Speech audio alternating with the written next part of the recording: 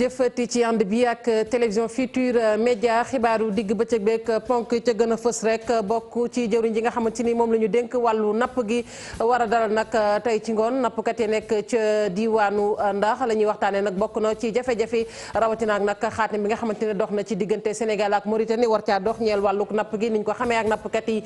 ñaawlu nag dogal bi nga xamante ni moom la Mauritanie bëgg muy ñu jëfee ko muy nag mbooleem lu nu napp bokk ko nañu ko wàccee foofee ca Mauritanie nekk nag ab dëkk foofee loolu nag mu doon loo xamante ni ànduñu ci dinañ ci jokkoo ak Ousseynou Diop ñu wax nag ci jur gi nga xamante ni bari na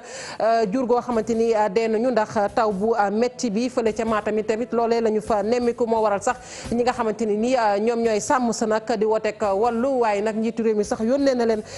naam li nga xamante ni moom mooy xontub xar ya foofee ñu ne nag toll na ci ñetti téeméeri tonnes muy lu jur ga mën a dundee waaye doon na loo xamante ne xeeb nañu ko ñàkkum ndox mi kañ lay dakk ci Sénégal loole nag di laaj bu samp rawatina nag ci Ndakaaru li ko wër SDE moom mënagul wax rek kañ la yëfi di noppi waaye li leer ba leer mooy ki nga xamante ni moom moo yore wàllu communication ba dina Njaay Jóob nag ne ñu jël nañu seen i matuwaay ngir askan wi ñu ci bari gën a bañ a sonn daañu waxeet ci yamba ji nga xamante ni ma ngay lëmbee ca Tambacounda la ñu fa lakk moom toll na ci téeméer ak juróom benn fukk ak benn ci million bu ñu ko xayma mu doon loo xamante ni tamit faaw rek ñu gën koo xeex ci kaw askan wi dugal ci nag seen loxo ca région bu Kaffrine gouverneur ba ma ngay wota askan wa ñu dugal seen loxo ci xeexub Sinébar fii ci Sénégal lu soxal nag kon élection yi ak liste yi bindu bi nag nee ñu àppal na nu askanu Sénégal fukki fan ak juróom ngir ñu xam waaw am déet ndax seen tur mi ngi ci liste électorale yi bu fekkente ne dañ leen a fàtte mbaa boog njumte am na fu ñu ko mën a kalaamee ca diwaanu Ndar ba liste ba génnee ba tey gis nañ ne askan wi ñu baree bari ña ngay fabu ji rek kon wutali ci fi nga xamante ne nag fa la ñuy bindoo ngir xool ndax seen tur ma nga ca liste yaam déet lii daan ci toftal xët yu njëkk yéenekaay bu ngeen taaxee la tuuti ñu faram fàccee xibaar yi.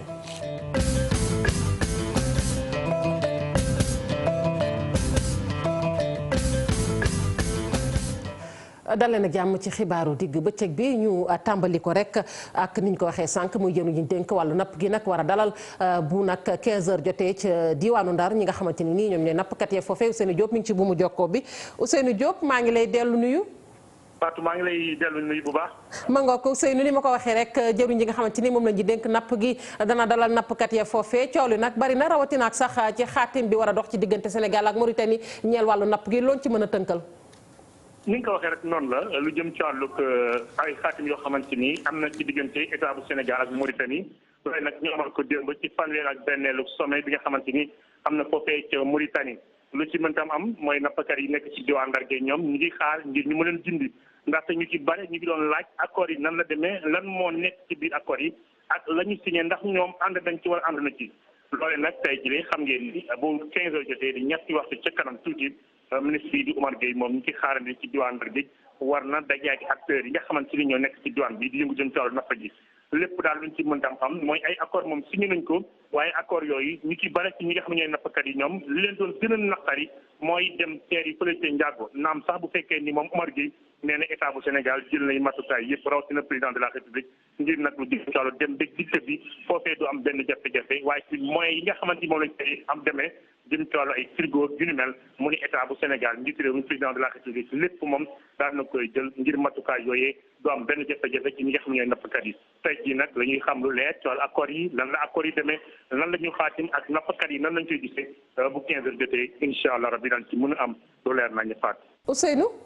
waaw ñu gis ne itam nappkat yi ñi ngay wéy di ŋàññi rek ndax bëgguñu ko benn yoon nee ñu muy nag jën yi nga xamante ni moom la ñu war a wàccee foofu ñu naan Ndiago mu nekk loo xamante ne gënalul wax dëgg nappkat yu Sénégal.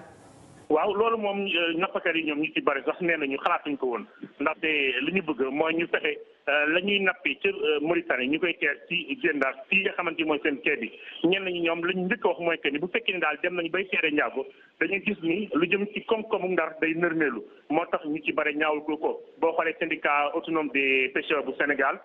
ki ko jiite fii ci diwaan Ndar géej la nekk muy Moustapha Dieng moom ŋàññ na lu jëm ci wàllu xaatim yooyu nga xamante ni état bu Sénégal ak Mauritanie dañu koy xaatim ngir daal di teere fële ci Ndiago ñeneen ay nappkat itam ñu ci bari lii nañ ci yàb bi xam le ni loolee bu fekkee ni état bu Sénégal nangu na ko ñoom nañu jàpp ni koom-koom rawatina ci wàllu napp gi ci diwaan Ndar géej day nërmeelu te itam am na yeneen yoo xamante ni ñoom duñ ko mën a comprendre laata ñu koy comprendre rek poste ñu dem ba commencé liggéey waaye daal liñ ci mën a xam mooy que ni état bu Sénégal moom ak bu Mauritanie xaatim nañ ay accord yi nag daañu xool fii ak 15 heures ngir nag lim ci mën a sore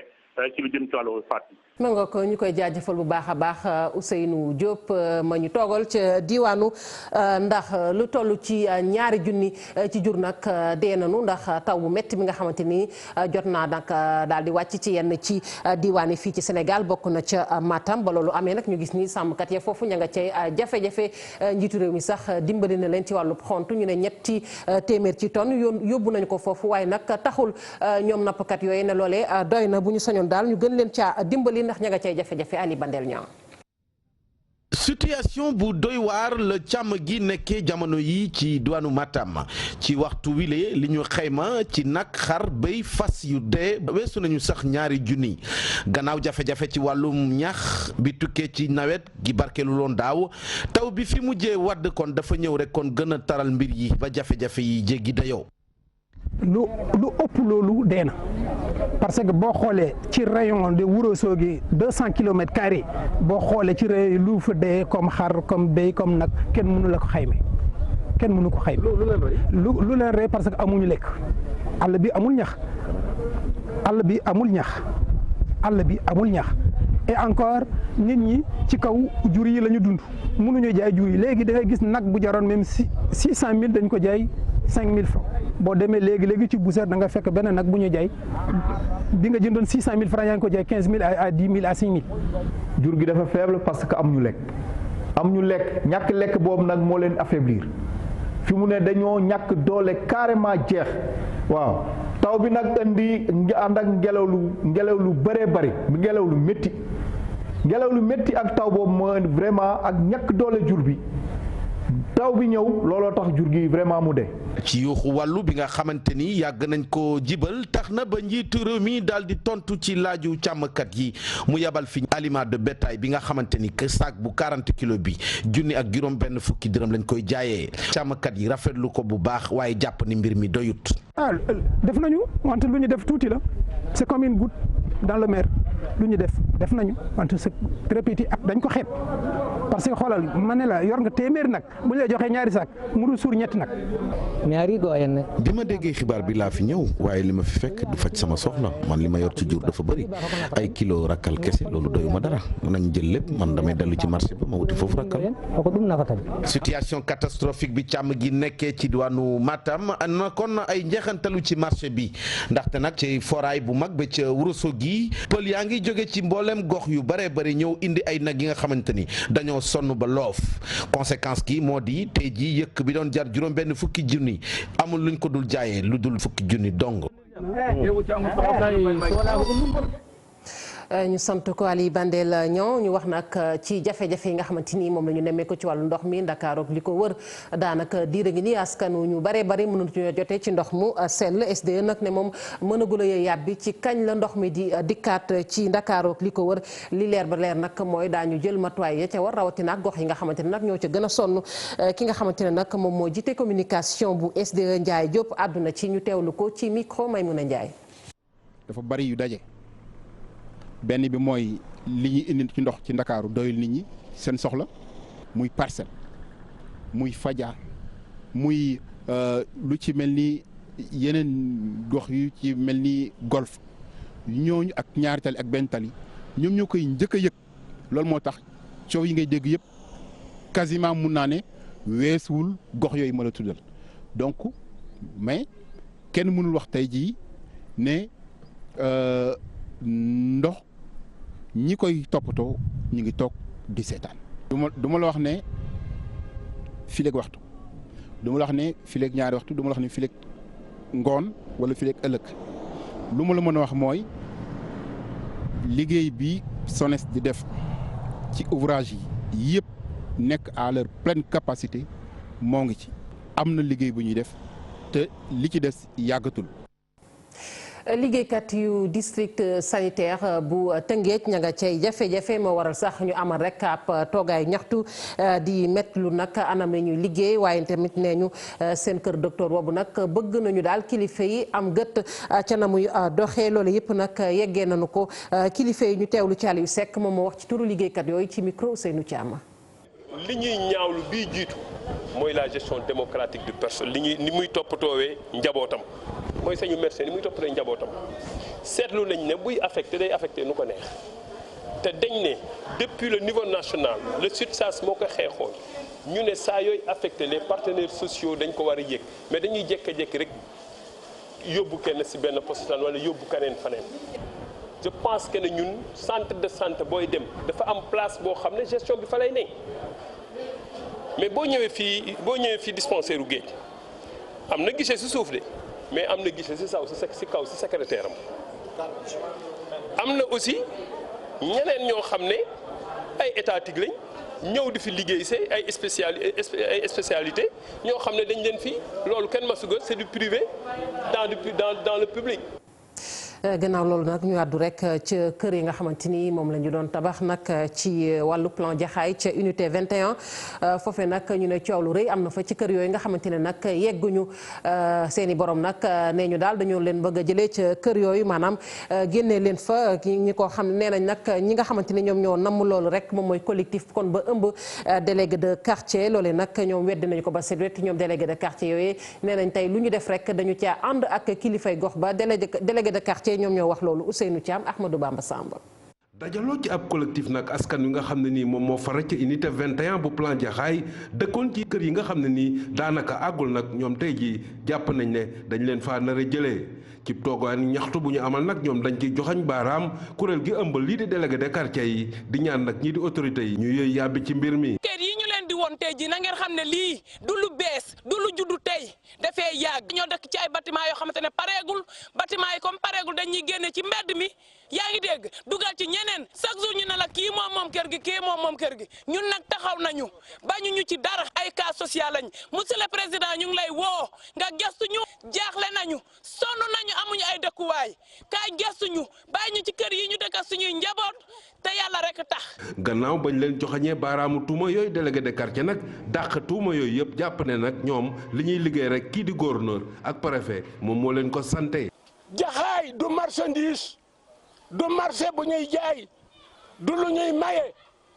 Jaxaay ñi ko moom mooy ñi nekkan ci mbënd mi ñu toj seeni kër ñu tomaranke segam yéen a am sañ-sañu ubbi dëkk gën ña ko mooman ñàkk ci seen xaalis tabax fa ñu toj ko ñuy luye di jaboot dëkk Sénégal comme yéen kon defe naa ñooñu ñoo moom Jaxaay fii nag Sénégal la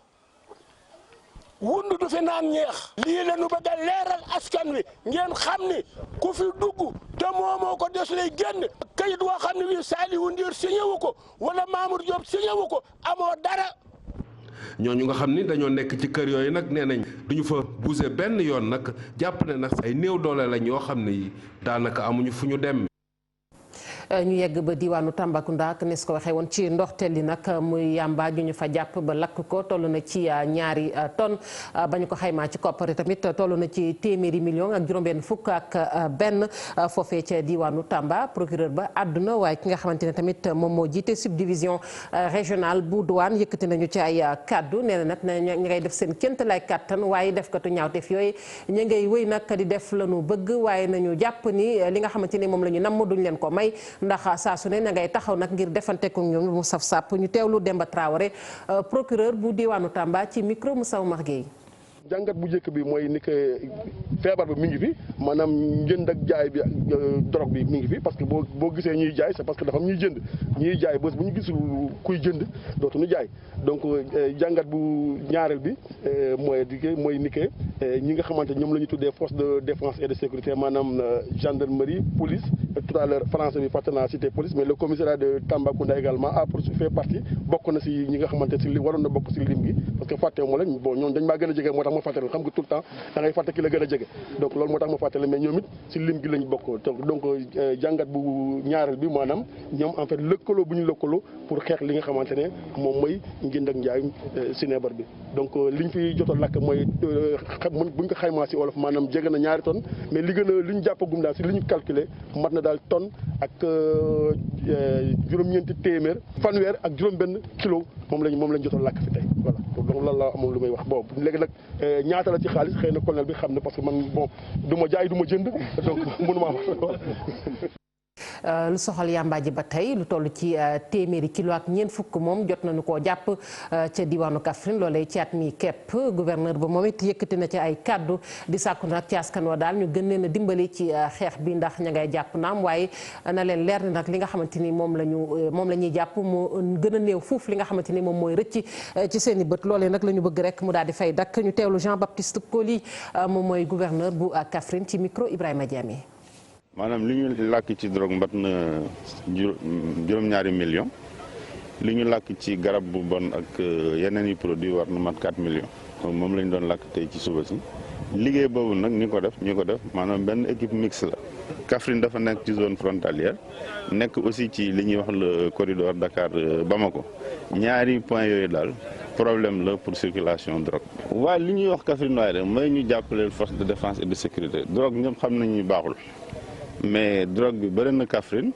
te boo xoolee li ñu làkk daanaka lu néew la bu ñu gënoon fagaru tuuti mën nañu am lu ëpp loolu waaye moo tax ñuy woo waa Kaffrine ñu jàppaleel force de défense et de sécurité tey muy gendarmerie muy douane muy police muy brigade d'hygiène muy ñëpp daal nañ jàppaleel force de défense et de sécurité ndax ci seen liggéey lañ nekk te li ñuy liggéey nag njëriñ la pour askan bi drogue moom ñëpp xam nañu ni ci dof la nga jëm. ñu wax nag ci liste électorale yi ak mbindu mi am na nag loo xamante ne fësal nañu ko ni ki démb ndax direction bi nga xamante ne moom la ñu dénk wàllu wote yi janoon ak taskatu xabaar yi nee na nag may nañu daal Sénégal yi fukki fan ak juróom ñu xool nag ndax seeni tur mi ngi ci liste électorale yi am déet bu fekkente ne dañu leen a fàtte mbaa ak njumte am ca mën nañoo rek def recours maanaam kalaame ji ca tribunal d'instance bu dee nag doomi Sénégal yi nekk ca bitim réew nañu seeti rek kon consulaire yi dañu ci ànd ak Alassane Ba. liste provisoire yi daanaka disponible na révision exceptionnelle bi jeex na électeur bu ne mën na dem xool ndax turam mu ngi ci liste yi. dem seet ba xam ndax la mu ñaanoon antu na wala antuwul ndaxte dañuy fàttali ne ñëpp ña ca jotoon a jóg dañoo demoon ñaan ñu bind leen ci liste ya commission ba jël kii di préfet sous-préfet.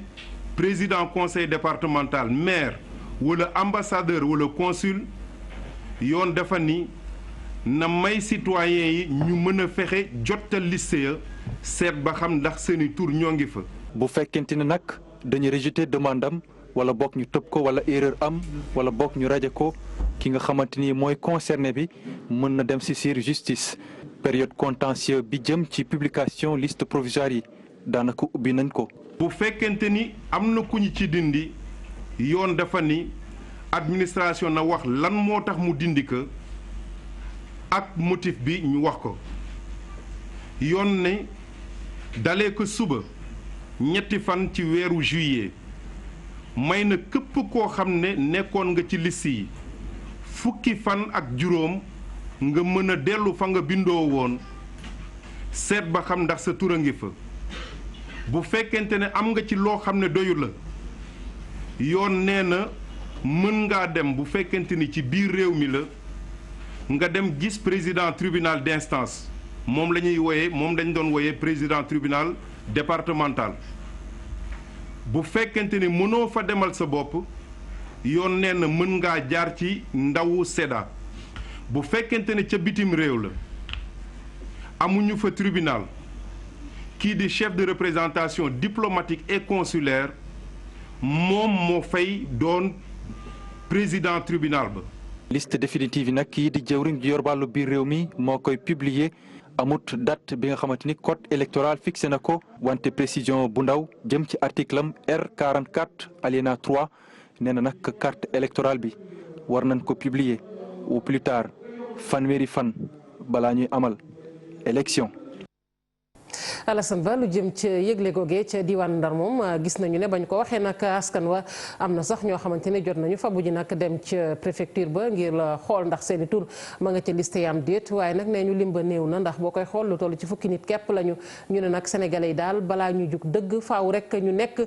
ci njeexitalu yi fii ci la ñuy doog nag di paraxi di seeti ngir seen tur ma nga fa am déet ki nga xamante ni moom mooy Mame Mbaye Lo lañu koy wax moom moo jiite bureau électoral bu diwaanu Ndar ci micro Seydou Diop. électoral yi jot nañ ko depuis hier donc nit ñi ñoo war a ñëw pour consulter seen tour est-ce que jël nañ leen en compte ou pas contentieux bi nag mi ngi démarrer mi ngi durer 15 jours donc si biir 15 jours yooyu la nit ñi war a ñëw pour xool est-ce que jël nañ leen en compte ou non fekkee jëluñu leen en compte ñu dem tribunal a gis mais xëy na vers la fin dina am rush quoi. yow inscrire nga. donc da nga war a ñëw xool est-ce que yow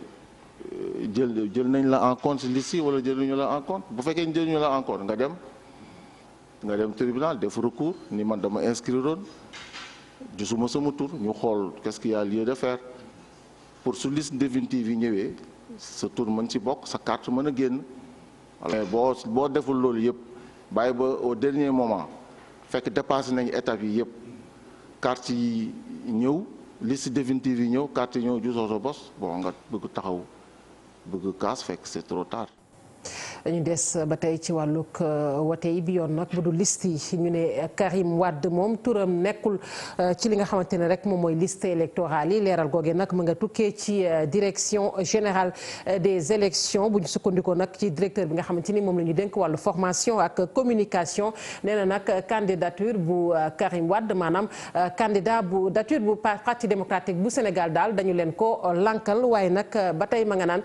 kii di Karim Wade may nañ ko fukki fan ak juróom ngir rek mu dugal ab recours Bernard Casimir Ciss lañ ciy teewlu. fële ca commission ba dafa ñaan ñu bind ko ci liste yi boobu ñaan antuwul ndaxte dañu sukkandiku ci article L31 bi wax ni am na ci ay nit ñoo xam ne yoon mayewul ñu bind leen ci liste ya te ci yooyu ñu lim. am na ci ñenn ñoo xam ne bu fekkente ni daan bi weesu na juróomi at yoon dafa ni ñooñu mënuñu leen a jël ci liste yi mënuñu leen a bind ñu sukkandiku ci loolu def li ñu yoon may def lii suñu cër def mouvement yi yoon dafa maye ni bu fekkente ne loolu def nañu ko faw ñu den loolu liste ya ak li tax ñu ne diw jëluñu ko. kii di monsieur Karim Wade yoon moo ni am na sañ-sañu dellu fa mu bindoo bu fekkente ne woon fii ci biir réew mi la woon dafay dem ci tribunal d'instance mais fële ca bitim réew yoon moo ni chef de représentation diplomatique ak consulaire mooy def liggéeyu tribunal mu dellu foofu ne lii lañu jalgati. ci sama yoon xëy na ak lii laa ñëw pour ñu jubbanti ko lu ci yoon wax ak la ci kooko wax ñun ñu jëfee ko kon loolu moom mooy situation du càggan ne dañ ko radier ki ñuy radier mooy ka nekkoon ci liste ya te moom puisque doxul woon ca refonte ba nekkul woon ca liste ya kon radier wuñu ko dañu rejeter demande ba mu defoon sukkandiku ci code électoral. mangook kon lu jëm rek ci li ñu ne nag binduwul ci liste électorale yi ki fi nekkoon jëwriñ ñu dénk ko biir réew mi di Cheikh Sadibou Fall nee na nag lii moom du mbetteel ci moom ndax lii nekk na loo xamante ne rek kon kilifa yi nga xamante ne nag dañoo féetee ci nguur gi dañu ko yàgg waajal waaye nag ci gis-gisam parti démocratique bu Sénégal dana def kéemtalaay kàttanam dana xeex ci wàllu politique waaye tamit dana xeex ci wàllu yoon bu fekkente ne rek kon bëgg na lépp daal di sotti rawatina ak jafe-jafe yi ñu ci nemmeeku Pape Fara ñi Mardien ci caméra bi. Karim Wade bindu na waaye nag kenn nangul lii di bindoom nekkul ci liste électorale yi dogal bi nu mel nag bettul kii di Cheikh Sadibou Fall mu jàpp ne li nu mel doon koo waajal bu yàgg yàgg. bettu ma ndax démb rek xaw ma bërki démb liin ngeen ci journaux yi fii benn journal bu wax ni am na benn réunion boo xam ne bi def nañ ko ci ministère de l'intérieur teewe ko ak nu mu tuddati benn membre du conseil constitutionnel ak avocat état bi pour ñu xool ci seen biir nan la ñuy mën a def ba maanaam inscription bi nga xam ne bii Karim Wade def na ko Koweït ba ñu délivrer que récépissé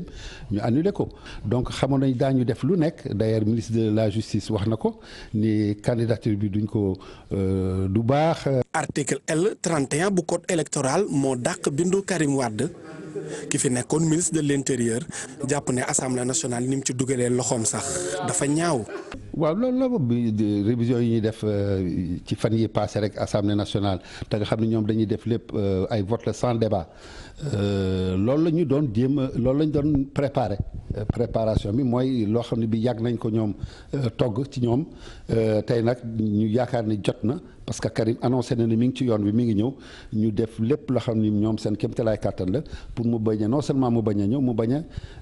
inscrire ci liste électorale mais te bañ a nekk candidat. waaye nag lu mu ci mën a doon naataangoom yi nee na ñu ngi taxaw temb di xaar ba jox leen ab kayit bu koy firndeel bu ko defee xeex bi ñu tàmbali ko ci wàll bu mu mën a doon. mais ñun bés bu ñu jotee notification décision boobu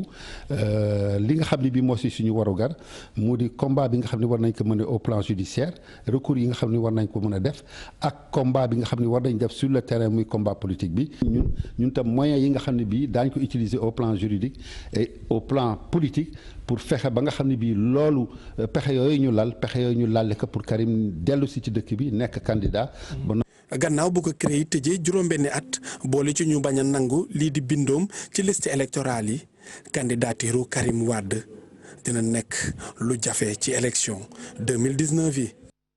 jaajëfal ko bu baax Pape Fara ñi ngi ñu àddu nag ci kuréelub juróomi réew mbaa boog mbootaay nga xamante ni moom moo ëmb juróomi réew yi fare ci Sahel fii ci Afrique ñu duppee ko G5 ak ndaje ba nga xamante ni ñu ngi koy amal ca Nouakchott ca Mauritanie loolee ci teewaayu njiitu réew bu France di Emmanuel Macron lu am solo nag ñu ne ña ngi ko fay waxtaanee ca moom yëpp ndaje la ñu bëgg rek moom mooy daal di rek kon gën a gunge réew yooyu rawatina ak réew France ngir jàppale leen la wax ci wàllu koom doole leen fu ca mel ni réew Mali bi ñu jàpp ni kon ma nga am ay jafe-jafe waaye bu ñu sukkandikoo ci kii nga xamante ne xam-xamam dafa màcc jëm ci relation internationale Mamadou Aliou Diallo moom jàpp na ne rek réewum France la mu bëgg rek mooy réew yi nga xamante ni moo leen colonisé woon ci ay jamono mu gën caa am tànk maanaam dëgër laay daal lay wut ci wàllu ko comme ci seetlu sax ñu ne France moo cay jariñu booy xool leeral yi ak Habib Faye Gervais Yao. tukkik Emmanuel Macron ca Nouakchott des cay waxtaanee ponk gi ñeel wàllum kaaraange gi. ñeel groupe bi di G5 Sahel boobu léegi réunion ñoo ngi koy amalee ci capitale mauritanienne bi waaye tax na it ki xelam màcc ci relation internationale ne France moom moomee de akimoo ña nga xam ne ñoom la nootoon loole moom la nësër. dafa arrangé France parce que dina am maanaam loo xam ne ci lay sukkandiku pour naan présence armée française yi maanaam ay force Barkhane wala forme force yi kii opération yi ma kii woon